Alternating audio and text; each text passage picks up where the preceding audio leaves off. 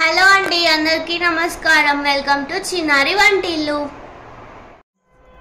So బెండకాయ stuff prepare చేస్తున్నాము. అదేంటంటే మిర్చి బజ్జీ లాగే తినొచ్చు అన్నమాట. సో దానికోసం కావాల్సినవి ఆవాలు, జీలకర్ర, పసుపు, కొంచెం కొబ్బరి పొడి, కొన్ని పుట్నాలు, ఇది కారపొడి. దీంట్లోనే మేము సాల్ట్ కూడా యాడ్ చేసి పెట్టుకున్నాము. ఇంకా కొన్ని బెండకాయలు, ఇవి మంచిగా కడిగి నీట్గా తూడ్ చేసి పెట్టుకున్నాము. ఇప్పుడు ఏంటంటే ఫస్ట్ దానికోసం స్టఫింగ్ కోసం కొబ్బరి పొడి, ఇంకా కొన్ని పుట్నాలు, కొంచెం కారపొడి, కొంచెం జీలకర్ర గ్రైండ్ చేసుకోవాలి. మీకు గ్రైండ్ చేసుకొని చూపిస్తాను.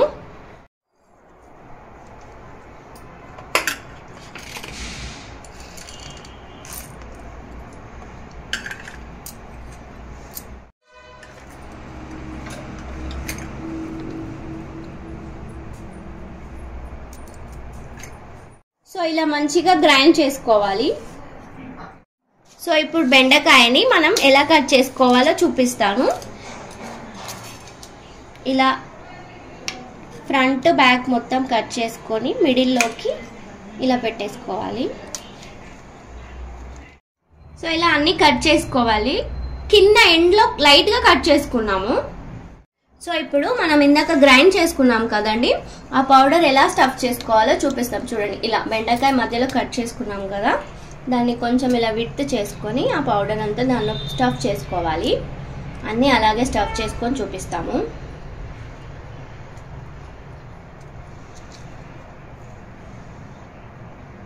సో ఇలా అన్ని స్టఫ్ చేసేసి పెట్టుకోవాలి.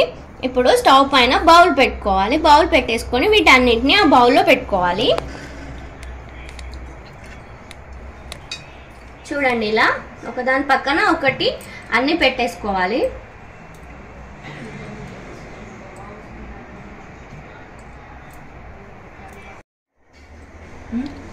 సో ఇప్పుడు స్టవ్ ఆన్ చేసేసుకొని పైనుంచి ఆయిల్ వేసుకోవాలన్నమాట.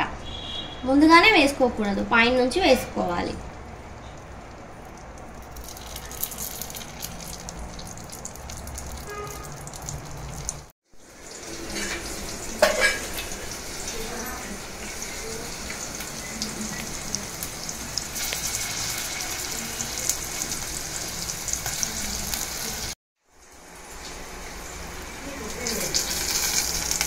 సో ఇలా చూసారు కదండి, ఒక 5 మినిట్స్ అయ్యాక ఇలా ఇలా కలిపేసుకుంటే సరిపోతుంది. చాలా ఫాస్ట్గానే రోస్ట్ అయిపోతాయి అన్నమాట. 5 మినిట్స్ ఉంచుకుంటే సరిపోతుంది. మనకి బెండకాయ మంచిగా రోస్ట్ అయింది అనిపించినప్పుడు ఆఫ్ చేసేసుకోవడమే స్టవ్. పిల్లలకి ఇష్టంగా తింటారన్నమాట. మిర్చి తినడం ఇష్టం లేని వాళ్ళు ఉంటారు కదా, అలాగే కొందరు బెండకాయ కూడా ఇష్టపడరు కదా, అట్లాంటి వాళ్ళకి ఇలా చేసిస్తే అన్నంకి పక్కన అంచులాగా కూడా తినొచ్చు అన్నమాట.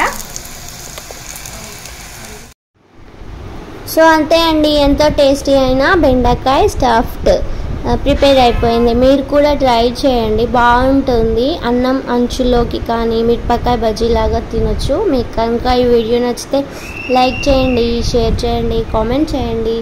అలాగే నా ఛానల్ని సబ్స్క్రైబ్ కూడా చేసుకోండి. థ్యాంక్ యూ అండి. థ్యాంక్ యూ ఫర్ వాచింగ్ చిన్నారి వంటిల్లు.